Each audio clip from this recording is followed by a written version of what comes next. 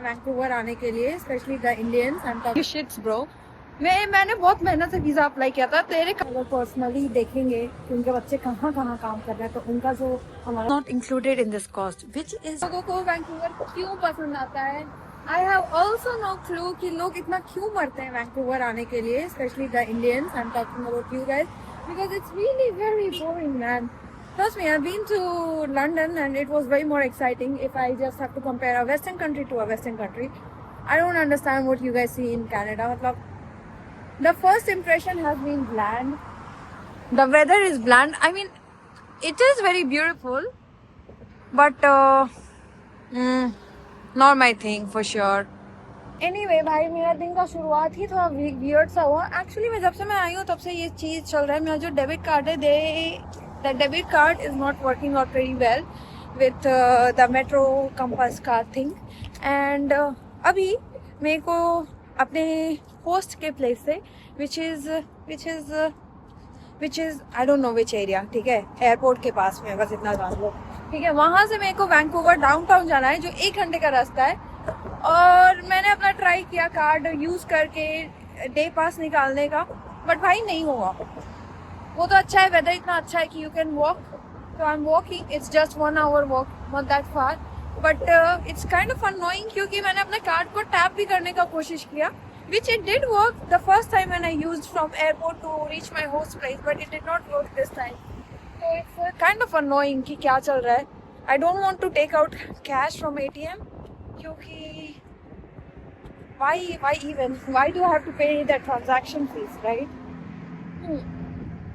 तो आज भाई मेरा ये 3रा दिन है वैंकूवर में, एंड मेरे को कोरिया से जैकेट ले लेना चाहिए था, मैंने नहीं लिया। थोड़ा सा ठंडा तो है, चिली कोल्ड। जो लोकल लोग हैं वो यहाँ पे जैकेट पहने हुए हैं, मैंने जैकेट नहीं पहना है। I think I am able to tolerate this wind क्योंकि मैं नेपाल से वापस आई, एंड नेपाल में मैंने मुक्तिनाथ में क्या ही किया, एकदम -डिग्रीज में with 1 shawl I killed it, right. But look at this cloud. I think लोगों ने ना यूके को बहुत ज़्यादा ओवर हाइप कर दिया एंड कनाडा को अंडर एस्टिमेट कर दिया है। Vancouver was supposed to be the sunny side of Canada. I think the only sunshine they will ever have is me. That's me. Clouds. I mean, okay, this video is going to be a big rant. I don't know. I had some unreal expectations from Canada, I think. Korea के बाद बहुत heavy downgrade हो गया है। People are nice. Canadians are nice. In general, very polite. Oh my god, did I tell you कि immigration पे the immigration वाला officer, he was asking me, so who paid for your flight tickets? And I'm like, I did, of course. And he's like, okay. And I'm like, I mean, I wish someone else did pay for the flight tickets. Like, why not? But I had to. And then he was like speechless. He was like, okay. और कुछ नहीं पूछा। मैं I'm done giving you shits, bro. मैंने बहुत मेहनत से visa apply किया था, तेरे कंट्री ने मेरे को वीजा दे दिया है, तो don't ask me such random questions. You can not really stop me from entering once I have the visa, right. But हाँ, ये कॉन्फिडेंस वहाँ पे था नहीं, but I am really happy that I said कि I wish someone else did, like why not. ठीक है, 1 घंटे के वॉक पे 20 मिनट बचा और तो चल के देखते हैं। भाई आई एम ऑलमोस्ट देयर। ये वैंकूवर का डाउनटाउन है, and the post actually it's a very interesting thing. ये is one of the oldest buildings है कनाडा का, and right now it's more like a tech centre. काफी सारे offices हैं इस बिल्डिंग के अंदर में, मोस्टली टेक बिल्डिंग है ये। And this building is as old as 1968 man, like really 1968 और 58 समथिंग लाइक दैट, बट काफी पुराना बिल्डिंग है। And then this cathedral itself, ये जो आपको दिख रहा है ना सुंदर सा कैथेड्रल, ये cathedral is also pretty old. Obviously मैं चैट जीपीटी से देख के आपको डिटेल दे रही हूँ क्योंकि मेरे को एराज और डेट्स तो नहीं याद रहेगा।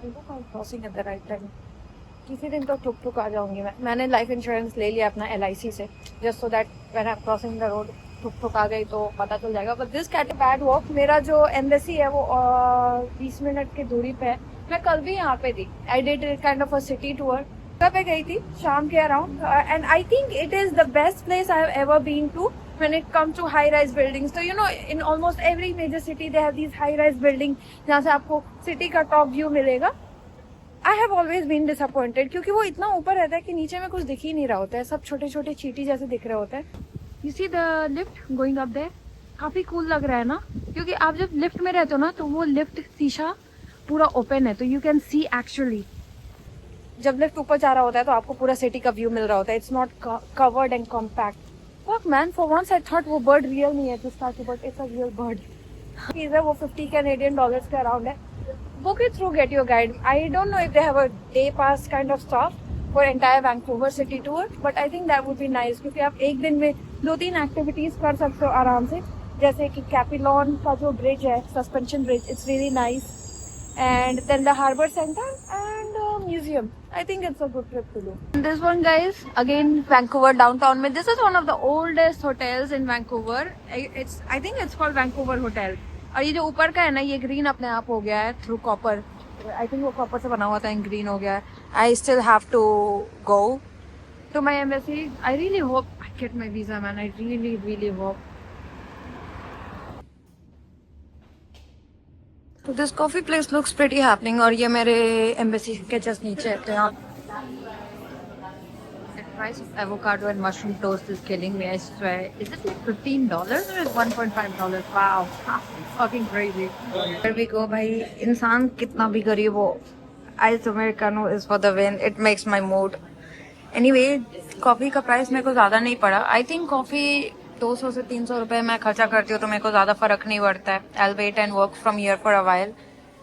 Cafe is pretty nice. बंदा काफी hot है। I mean, काफी hot। I kind of sat there in the cafe for way too long, man. I was thinking कि फॉर्म फिल कर देती हूँ ब्राजील के वीजा का and then I'll get an instant reply. But almost 2 घंटा हो गया, कोई रिप्लाई नहीं आया तो I was like, okay, let's move. I really need to get a jacket for myself. So go to H&M and buy one. It's cold. I really don't know how people are living here. Like, I think if you're living in a hot country, you can still function. But if you're living in a cold country, I don't know, man. कुछ तो depression का scene है। I mean, it totally makes sense कि लोग यहाँ पे depress रहते हैं and still people want to run to Western world. Doesn't make sense. ठंडी एरिया में यार काफी सारे एक्सपेंसिव एंड लग्जरी शॉप्स हैं। I skipped Zara and went to H&M क्योंकि Zara वाला थोड़ा ज़्यादा महंगा था and I really don't need a sweater. Well, I thought I won't need a sweater in Canada as well, but here am I. So I don't think I need a sweater after Canada, hopefully. Anyway, I got this sweater, 700 रुपए का पड़ा, but you know what's interesting? Usually H&M का cost सारा cost inclusive होता है, but in Canada the tax is not included in this cost, which is funny. Like, why? No explanation why, but yeah. I hope this पतला सा jacket works out for me, man. I don't know यहाँ के ठंड में काम करेगा नहीं करेगा, and I hope इससे ज़्यादा ठंड पड़े ना, hopefully. Hi, which one is the washroom? Take a video of people who are working in the place, and I mean, obviously सारे parents को पता होता है कि उनके बच्चे कनाडा जाके इधर उधर काम कर रहे हैं, but I still feel कि इंडियन पेरेंट्स अगर पर्सनली देखेंगे कि उनके बच्चे कहाँ कहाँ काम कर रहे हैं तो उनका जो हमारा वो बहुत ज़्यादा इफेक्ट होने वाला है।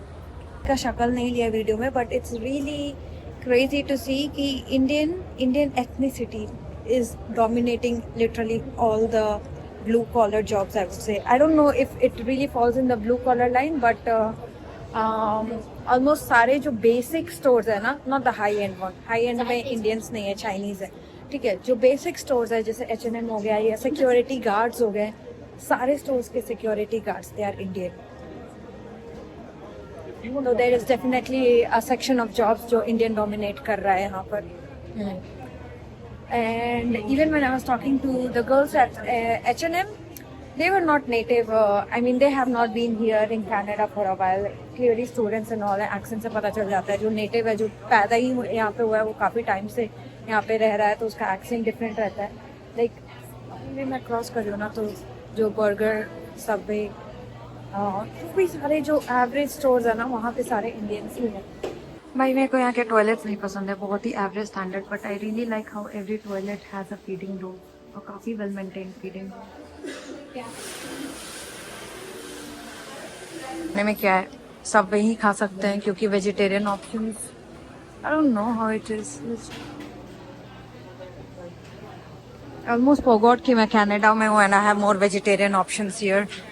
Food court looks very normal, very average, nothing special. Looks like Canada has been modified very much for the immigrant population, in which is nice क्योंकि actually this entire country has been built by immigrants, but also महंगा क्यों है फिर इतना? You get my point. I think some things are unnecessarily very expensive. Buying groceries, for example, way too expensive. Or maybe they don't grow their own food, so it makes sense. भाई मैं अपने Subway पे जाके stick करूंगी. It's best. मेरा पेट भी भर जाता है एंड ज्यादा महंगा भी नहीं है. 300-350 का पड़ता है. तो भाई another thing that I find really funny, यहाँ के सबवे छोड़ो सारे जगह पे कस्टम टिप रहता ही है, विच इज क्रेजी. क्योंकि भाई Thank you. Honestly, this is not something you'll expect from a Western country, right? भाई मैं कोरिया को बहुत ज़्यादा मिस कर रही हूँ. Standards of living there is pretty high. But that is there for this video, guys. Enough of my rant for Vancouver. I don't think it was that bad of a day. मेरा दिन ही थोड़ा खराब start हुआ था with a lot of problem and I think I had to change. I had to fix my attitude. क्योंकि कभी कभी आप जब बहुत अच्छे कंट्री से किसी ऐसे एवरेज कंट्री में आते हो ना, तो आपको ऑब्वियसली कल्चर शॉक के साथ साथ बहुत एटीट्यूड भी चेंज करना पड़ता है. Let me have my food and I'll see you in the next video. Bye.